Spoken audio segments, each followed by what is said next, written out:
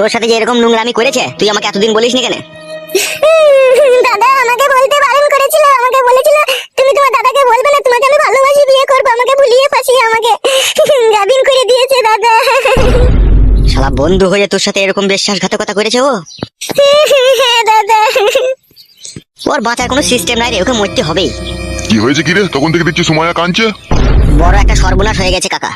কি সর্বনাশ হয়েছে রে? তোমার ভাতিজাকে গাবিন করে দিয়েছে আমার বন্ধু ফটকে। একদিন আমি বারণ করেছিলাম যে ওসব ছেলেকে বাড়ি ঢুকতে দিস না, নিখাত একটা দুর্ঘটনা ঘটবে। হ্যাঁ, আজকে ঘটে গেল। কেঁদে আর কোনো লাভ হবে না, যা করা তুই তো তা করেই ফেলেছিস। তাহলে কাকা এখন কি করা যায় বলো তো আমার বন্ধুকে? ভাবতে হবে। কি ভাবলে কাকা, ভেবে কিছু পেলে? হ্যাঁ, পেয়েছি। বলো কাকা বলো। তোর বন্ধু ফটকে আমাদের ঘরের মান সম্মান ইজ্জত ধুলোর সাথে মিশে দিয়েছে। হ্যাঁ কাকা, সে তো দিয়েছেই, তাহলে এখন কি করবো কাকা?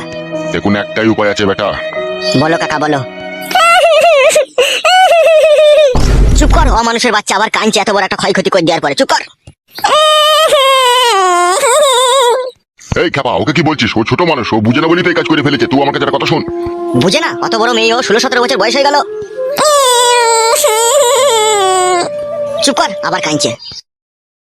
হ্যাঁ কাকা বলেন, কি করবো? তোর একটা মস্তান টাইপের একটা বন্ধু আছে না, ওর নামটা যেন কি?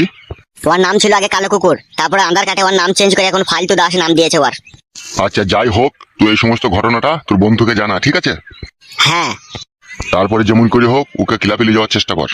বেশ। তারপরে হয়েছিল ওরা টাকার মার সব থেকে বড় মার, ঠিক আছে? ওকে টাকার মার দেবো। জরিমানা করবে নাকি কাকু?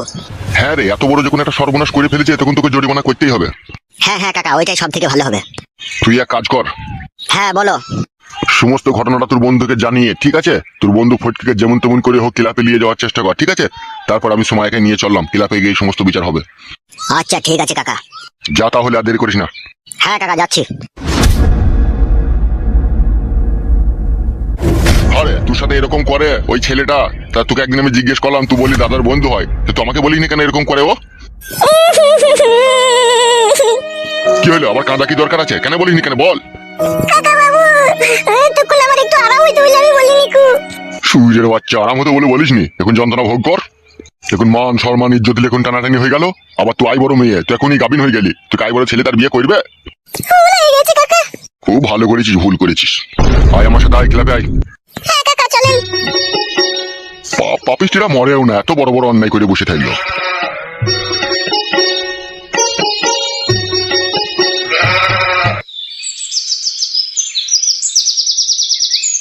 শোন বাবা, পাই তো তোর মুখে 26 বছর বয়স হয়ে গেল, এবার তুই বিয়েটা করে নে বাবা। মা তোমরা কেন বুঝতে পারছো না বলো তো? আমার এখন বিয়ে না করলেও চলবে গো। তাই বললে হয় বড়া, বিয়েটা কর, অনেক বয়স হয়ে গেল যে তোর। দিন দিন বয়সের সংখ্যা বাড়তে থাকলে তোর লেগে রায় বড় মেয়ে পাবো, তখন তো বিধবা মেয়ে খুঁজতে হবে আমাদেরকে। বেশি কেলিও না তো বাবা তুমি। বয়স হোক, আমি বিধবা মেয়েকে বিয়ে করবো, অত তোমাদেরকে ভাবতে হবে না আমাকে নিয়ে। ছোড়া কেমন দুম করে এক চড় মারি।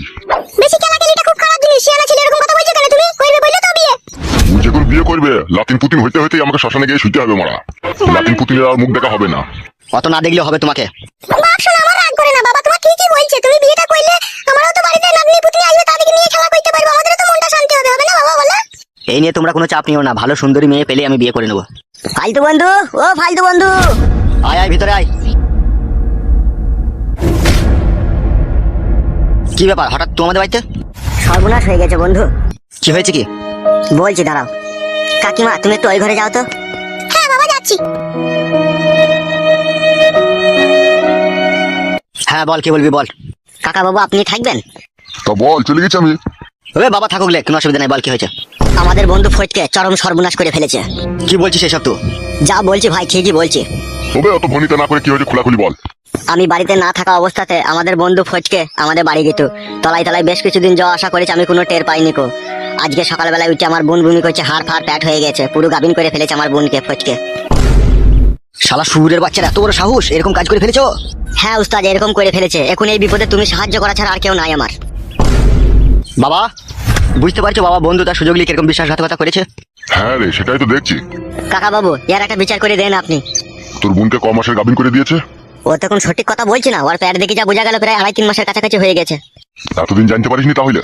বোন বলে কথা, সে যদি আমাকে না বলে আমি কি তার প্যাট পানে তাকিয়ে থাকবো বলেন? তাহলে হারে ফালতু। হ্যাঁ বাবা বলো। তাহলে কি করবি ভাবছিস রে? কি করবো মানে বন্দুকের বাতে করে মেরে মেরে না ওর মাথা ভুলুক করে দেবো, ওকে 3 ঘন্টা আড়াই টাঙিয়ে খেলাবো বাবা। ও আমার বন্ধু বোনের সাথে এরকম নোংরামি করছে, ওকে আমি ছেড়ে দেবো ভাবছো? ওকে জানে শেষ করে দিতে পারি এমনকি। দূর ভাই লেওড়া চুদা, যা বুঝে না সুঝে না তাইলে কথা মারাইতেছে। তাহলে কি করবো কা? চুমু খাবো নাকি? এর কপালে চুদা, চুলটা কালার করে পাকাইলে তো হবে না, আমার মতো বয়স করে চুল পাকাইতে হবে, তবে তো প্রপারলি জ্ঞান বুদ্ধিটা আসবে। তাহলে কি করবো কাকা? তোর বোনকে যে গাবিন করে দিয়েছে এই ব্যাপারটা কজন জেনেছে? এখনো পর্যন্ত কেউ কেউ জানতে পারেনি কাকা। এই আমরা এর 3 জন, আর ওখানে আমার কাকা আর আমার দিদি, তাছাড়া আর কেউ জানে না। আর যে শালো করেছে ওই জানে। কি ভাবছো কি বাবা, আমি ওকে মার্ডার করবো গো? গারল পাটার মতো কথা বলিস কেন বে শালা? খেলা চুদা, মার্ডারের থেকেও বড় মার্ডার করা যায়, সে রাস্তা কি তুই জানা আছে তোর? জানা নাই, আমার জানা আছে বে। তা বলো মারা, অত কেলামো করছো কেন? তা বলো তাড়াতাড়ি, আমার যার হা মানছে না। একটা কথা বলবো তোকে। হ্যাঁ কাকা বলেন। তোর বোনের যা ক্ষয় ক্ষতি হয়েছে, ঠিক আছে, তা তোর বোনে তো অন্য জায়গায় বিষাদি দিতে গেলে মোটামুটি প্রায় 1 থেকে 1.5 লাখ টাকা খরচা হয়ে যাবে, তাই তো এই অবস্থাতে? হ্যাঁ কাকা, তারও বেশি হয়ে যাবে। আচ্ছা 2 লাখ টাকা তুই ক্যাশ পেলে তোর হবে তো? হ্যাঁ হয়ে যাবে কাকা।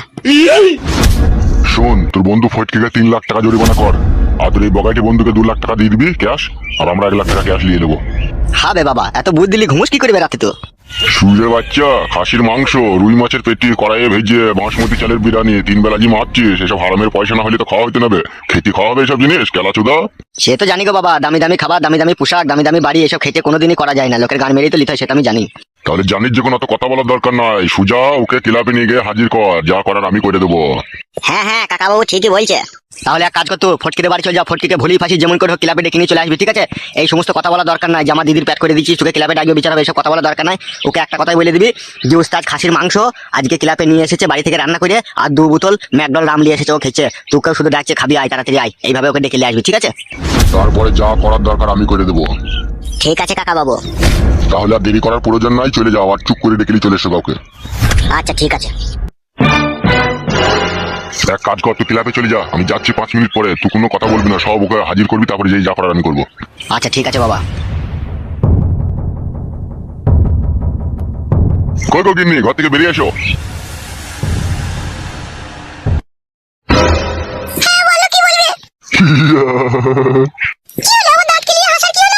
আরে মাগি, আবার তোর একটা মাছ কাটা সোনা চেন আমি বানিয়ে দেবো রে খুব তাড়াতাড়ি।